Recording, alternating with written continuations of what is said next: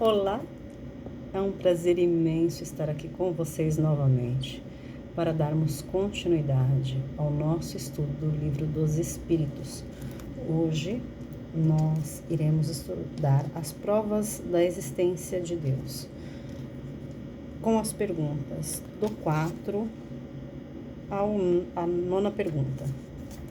E antes de dar início, convido a todos vocês à nossa prece de abertura, serenando o nosso coração, elevando o nosso pensamento até o Mestre Jesus, agradecendo esta oportunidade abençoada de estarmos aqui reunidos mais uma vez, para dividirmos um pouquinho do conhecimento já adquirido, para que possamos aprender uns com os outros, a sermos pessoas melhores, a evoluir junto à doutrina espírita com seus ensinamentos, agradecendo mais uma vez ao nosso Mestre Jesus.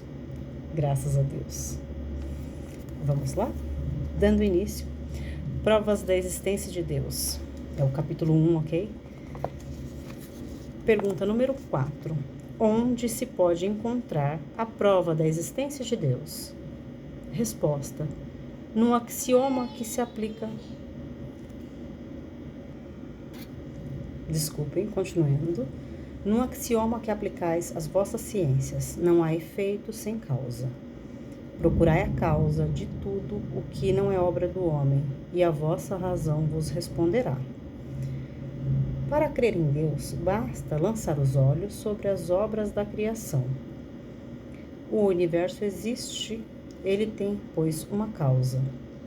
Duvidar da existência de Deus seria negar que todo efeito tem uma causa e adiantar que o nada pode fazer alguma coisa. Pergunta 5. Que consequência se pode tirar do sentimento intuitivo que todos os homens carregam em si mesmos da existência de Deus? Resposta: que Deus existe. Porque de onde lhe viria esse sentimento se ele não repousasse sobre o nada? E é ainda uma consequência do princípio de que não há efeito sem causa. Pergunta número 6. O sentimento íntimo que temos em nós mesmos da existência de Deus não seria o fato da educação e o produto de ideias antiquadas? Resposta: se assim fosse, por que os vossos selvagens teriam esse sentimento?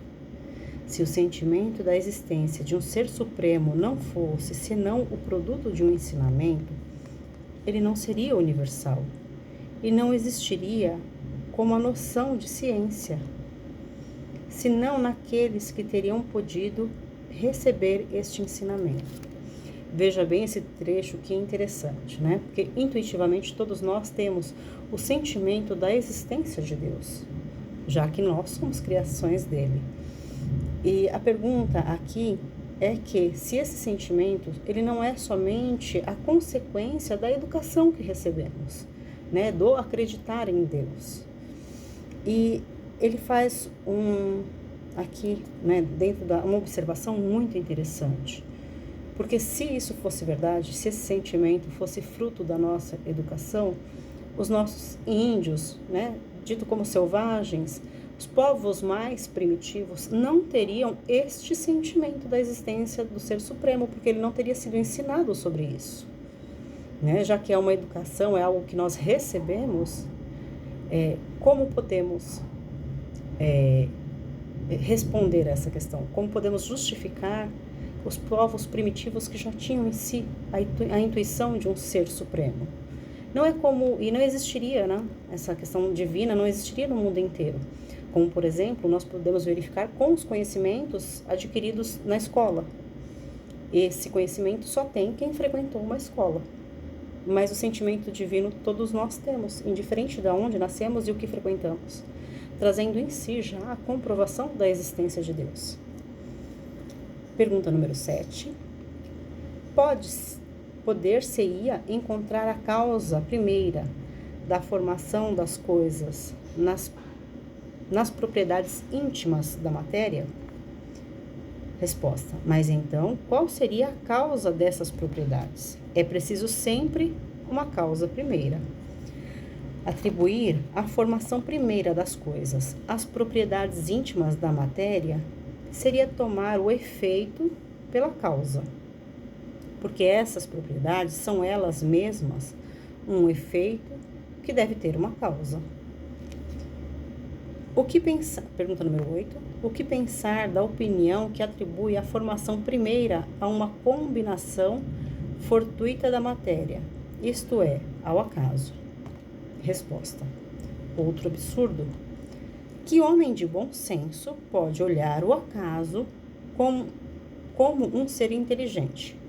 Aliás, o que é o acaso? Nada. A harmonia que se regula as atividades do universo revela combinações e fins determinados e, por isso mesmo, revela a força inteligente.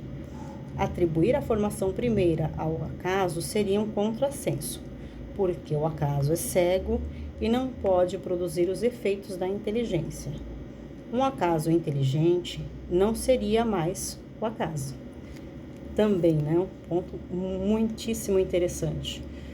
Como atribuir a formação dos planetas, a existência da humanidade ao acaso. Em algum momento surgiu um átomo e dele foi se expandindo e foi se formando outros. A matéria foi se expandindo e em algum momento